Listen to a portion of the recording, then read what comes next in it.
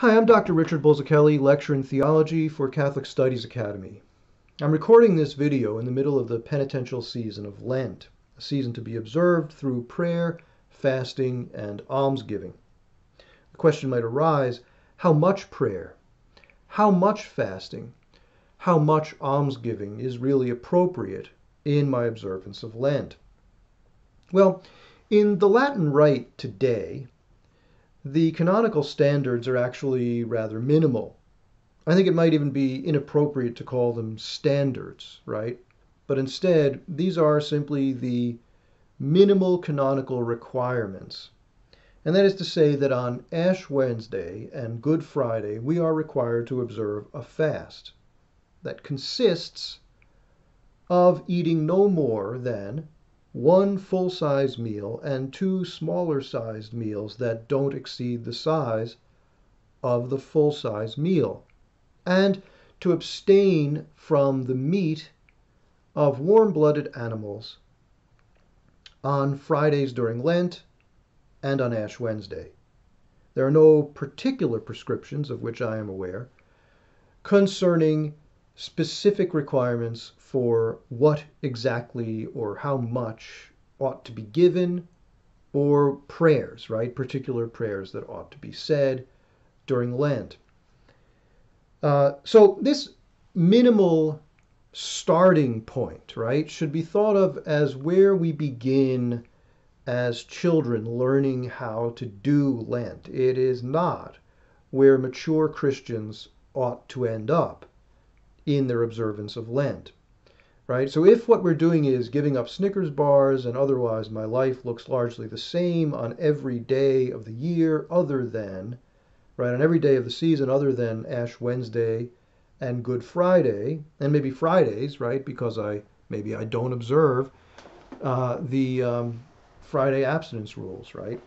If that's where I am, that's not a great place to stay, right? As a mature Christian, we want actually to go further than this. How much further, though? I can't answer that question for you. I can only help you think about it. So, on the one hand, right, we can perhaps want to be very, very extreme, right, and adopt a standard like the kind of standard that is still held out as the ideal in Eastern Christianity, but actually isn't necessarily expected of everyone, right? It's the ideal.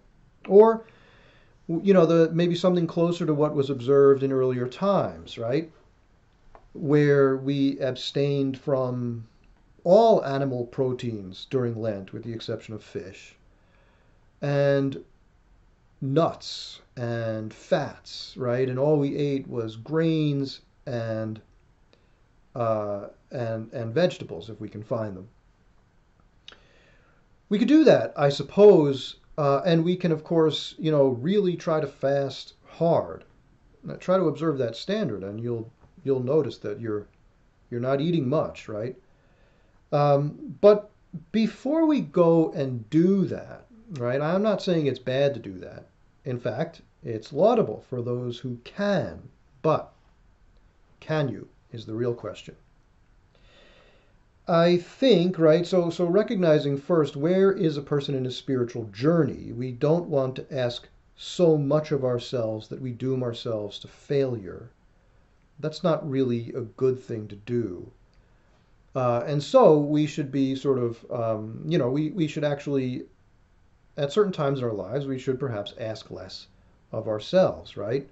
In the hopes that we train ourselves gradually to accept something more severe, right? As our commitment intensifies, as we become spiritually stronger, we can bear more, and so we should bear more. But the other thing is our state of life, right? We can't give alms if we don't have anything to give, right? The destitute can't really be expected to give much money. And so, if you can't really increase your giving during Lent because you're economically constrained, I don't think that you should be particularly concerned about that. Now, maybe if you're A little bit further along in things, right? You might say, well, I routinely buy a cup of coffee in the course of the day. Well, don't buy that cup of coffee. Instead, set that money aside, perhaps, to give it away, right? To give it as a donation.